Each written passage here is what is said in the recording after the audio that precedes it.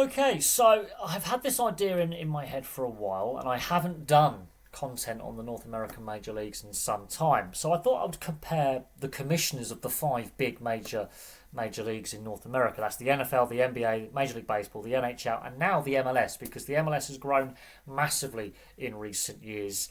It's now a multi-billion dollar league. The fan base is growing. The average number of fans in attendance is one of the highest in North America. So it should be considered the fifth major league. Will it catch up with the other four? We shall wait and see what happens post the 2026 World Cup, which the US is co-hosting alongside Canada and Mexico. But the growth of association football, or soccer as the North Americans would say, has been rapid in the last couple of decades. And the Commissioner, Don Garber, has been in position since 1999. However, the MLS has faced issues. So we're going to go in reverse order of wealth and wealth creation and revenue. So the MLS is the poorest, should we say, in regards to revenue generated. Don Garber's been commissioner since 1999. So yes, he has overseen massive expansion of the MLS under his stewardship. But at times the finances of the league have been shaky. And that's a concern, is the long-term plan for the MLS. They can't keep expanding forever. They're going to have to look at stabilising markets. But hey, he's been in his role for 25 years, so he's doing something right. The owners believe in him because the owners are the ones who put him there, and he goes under the radar. He's not very well known. Unless you're an MLS fan, you wouldn't have heard of Don Garber, to be honest. So the fact he's going under the radar says to me he's doing a good job. The revenues are up. Attendances are very, very strong, and more franchises want to join the MLS. More owners are interested in buying a stake in MLS. So that is a good thing. However, is this expansion, and are the finances stable enough for, is expansion the right way to go? Will they eventually have to stabilise, slow down a little bit, slow down the expansion, stabilise, consolidate? Because there have been times where teams have looked shaky, and teams have relocated and folded. So that is something to be aware of, but they're trying to get into markets where the other major leagues don't have a footprint. That's key. And of course, with this World Cup coming up, that's a great time to showcase the talent that's come through the MLS, because there'll be a fair few MLS players in World Cup squads in a year and a half's time. Now we move on to the NHL.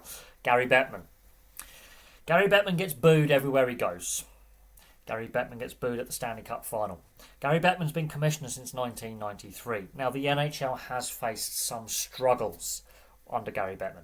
There's been some successes, but there's been some struggles. So the CTE lawsuit is a big issue that's not only facing the NHL, it's also facing the NFL as well.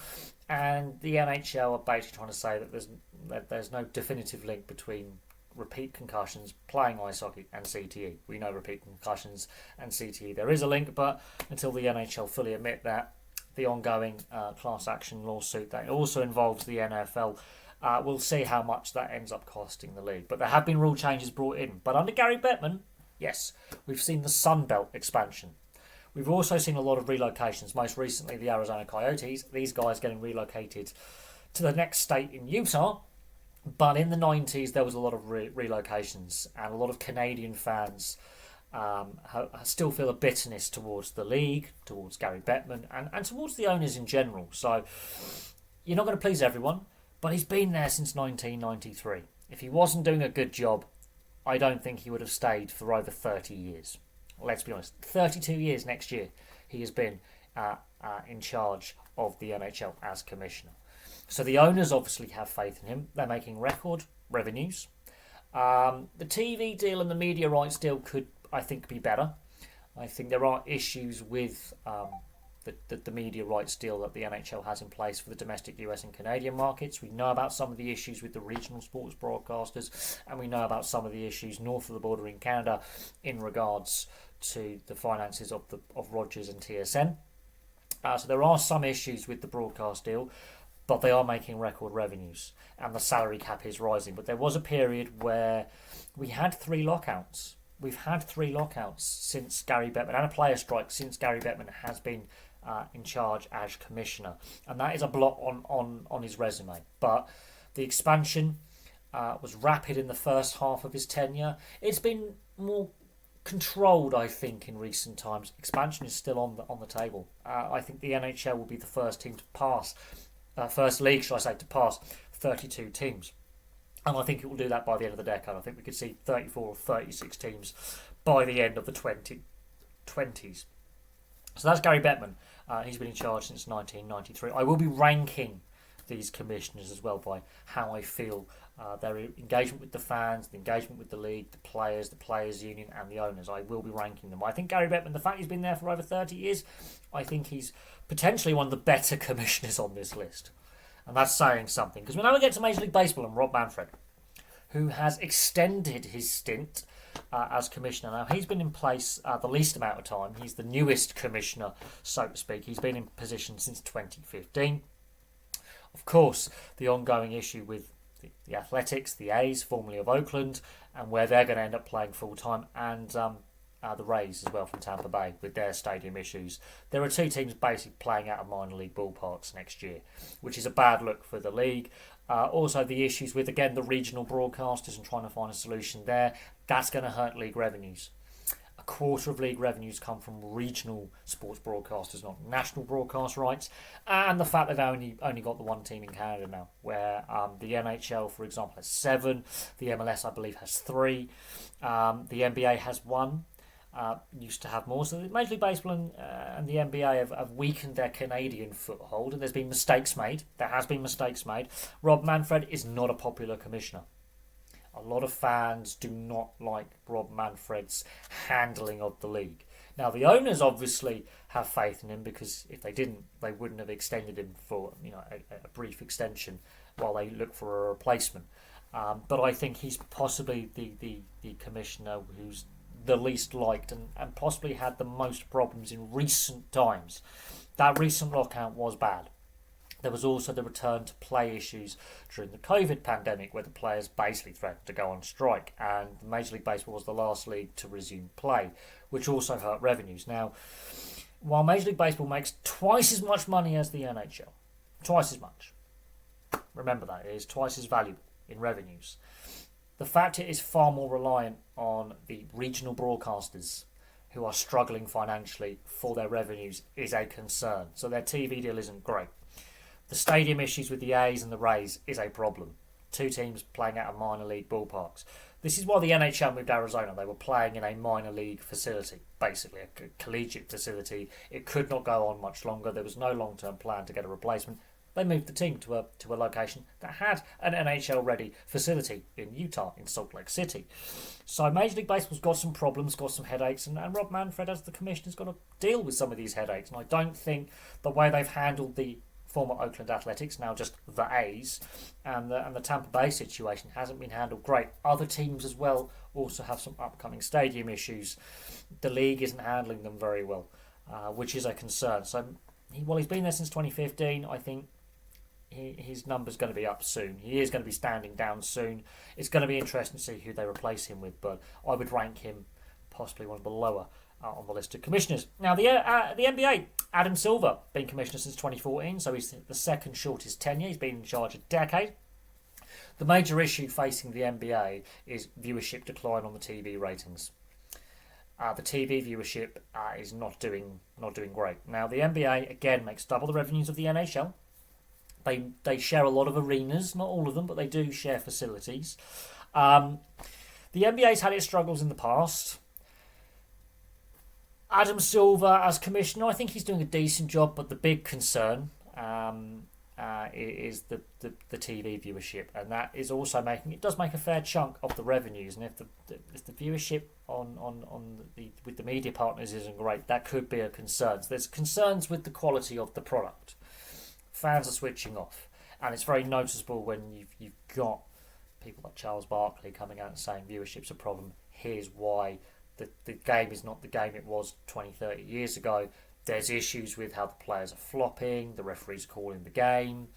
There are some issues there. Now, Adam Silver, as I say, has been in charge for a decade now.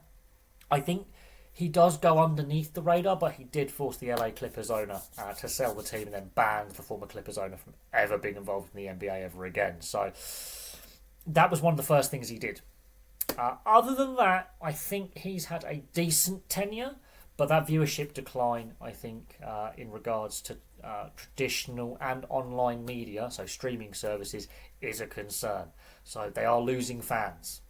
So while they may be selling out arenas, there is a concern with long-term viewership and long-term fandom. Fans may be looking to other sports to get their sports fix. So that is a concern. But I would rank him quite highly. Finally, we get to the NFL, the most profitable league, a license to print money. The Dallas Cowboys are worth more than the MLS combined, so let's just let that sink in. Roger Goodell has been commissioner since 2006. He's been involved with the NFL in some capacity since 1983. He started as an intern at head office.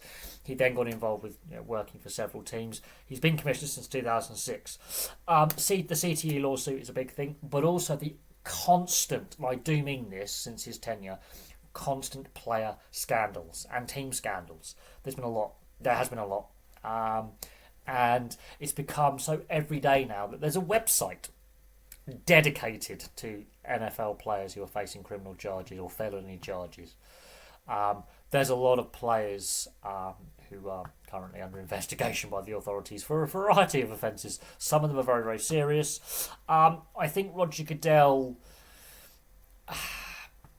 I don't know how much longer he's going to be NFL commissioner. Now, under his tenure, the international series has taken place. The London games, the game's going to Germany, the game's going to Mexico, the game's going to Brazil. He's expanded the international reach of the NFL, for good and for bad. Now, for me, personally, I think the London series and the European international games, I think that uniqueness has worn off a little bit. The other leagues take games overseas as well. Major League Baseball has now got on the gravy train. The NHL takes games all around the world. The MLS will have pre-season games, at points. The NFL really kick-started the modern overseas series. Well, the NBA's been doing it since the 90s. The NHL's been taking games overseas since the 30s. But in the modern sense, the NFL really hit the ground running with its international series. That can be classed as a success, although I do think the uniqueness of the NFL overseas games, I think, has worn off a little bit. It doesn't have the same attraction to me as a fan with these overseas games. In saying that, again, record profits, the teams are all worth over $1 billion. I mean, the fact that the Dallas Cowboys are worth more than the entire MLS for just revenue is ridiculous, and value. And you could argue some of the rule changes are good, some are not so good. I mean, some fans are not happy with some of the rule changes that the league has brought in under Goodell as commissioner. But I would say he's done a decent job. However, the league is still rocked regularly by player scandals and team scandals. The players need to clean up their act. I think the league needs to clean up its act a little bit. There are issues there. So look, none of these leagues are perfect. None of these commissioners are perfect. But I think Roger Goodell is, a mid-level commissioner, I would say, in the rankings. Let's rank them. Fifth place, I'll put Rob Manfred at number 5. He's probably the least popular, and I think he's facing the most issues right now as a league commissioner. Admittedly, he is near the end of his tenure. He won't be commissioner for much longer. It's going to be interesting when his replacement comes in, whether the A's still have a stadium issue and the Rays still have a stadium issue. And could we see further issues with a further lockout? Because that potentially could be on the horizon. But also the lack of a salary cap. The other leagues all have a salary cap. Major League Baseball doesn't. It has a luxury tax system, which is flawed, which means the haves and have-nots, the divide is massive. And also the ongoing issues with the TV deal with the regional networks is a concern. So I rank Manfred at 5. I'm going to put Goodell at 4. I think the constant scandal surrounding the NFL in regards to player misbehaviour is deeply damaging for the image of the league, and I think some of the implementation of some of the rule changes, that's turned some fans off. Plain and simple, that has turned some fans off. So I'm going to rank Goodell at 4 because under his tenure, while there's been some great successes with the NFL, especially with its international programme and its international games, the CTE lawsuit has been quite damaging. The way they've dealt with the payouts to ex-players has been poorly done, and the constant player scandals. Aaron Hernandez is a big one, for example, in the last 20 years. Roethlisberger, others, Michael Vick with the dog. There's been a lot, and I'm just using them as examples, but it's a daily thing. It is a daily thing. I'm going to put Gary Bettman, I think, at 3. Middle of the pack. Now, while he's the longest tenured commissioner, there have been 3 lockouts under his watch. There have been relocations of teams under his watch, most recently this year, which is not good. And since I've been watching the game, most of the relocations the NHL has faced has happened since I've been watching the NHL since the early 90s, since he's been commissioner. We've lost the Quebec Nordiques, Hartford Whalers, the original Jets relocated, the Atlanta Thrashers relocated, and now, obviously, most recently, the Arizona Coyotes, who were formerly the Winnipeg Jets, have now relocated. So there's been some instability in regards to certain markets. You could argue the Canadian dollar has had an impact on the Canadian economy, but there are issues with the regional TV deal. There are issues with attendance in some locations, which is concerning. It does hurt the Canadian teams more, because it costs them more, but in the US there are some attendance issues. Expansion, good and bad. I think we've seen some successes there. We've seen some missteps. The Atlanta Thrashers, for example, were a big failure, big embarrassment for the league. The Arizona relocation, that it was a money pit, and part of that is to do with Gary Bettman as commissioner and the other owners, because the other owners they allowed to take over the Coyotes weren't suitable owners. So as commissioner, he has to take some responsibility with the board of governors for the Arizona situation, which could have been solved with the right ownership. Unfortunately, bad owner followed bad owner followed bad owner, and it ended up being untenable in Phoenix, and they had to move to Utah, to Salt Lake City. And so far in Salt Lake City, the team's doing rather well, and the locals are buying in. So that, I think, is a positive, and there is a new arena on the horizon in Salt Lake City for the Utah Hockey Club. We don't know. Most likely the Yeti next season. I'm going to put Adam Silver at 2. I'm going to put Adam Silver at 2. Simply for how he dealt with the Clippers situation and to begin with, banning an owner, forcing an owner to sell, that's never good. But I think the other owners were in agreement. But I think that the current viewership decline in the last couple of seasons on streaming services and on traditional TV, I think is a massive cause of concern. And you could argue the way the game is played, the style of play has changed, some of the rule changes, how the refs are refereeing the game, and some of the things that came out of the Donaghy, the former referee, and his book, and allegations made about the league and how it operates behind the scenes. That hasn't gone away. Now, that was before Adam Silver was the commissioner. However, there's been a lingering hint of the referees having a bias, gambling issues. But the viewership decline for me, I think, is the big one. That's the big one for me.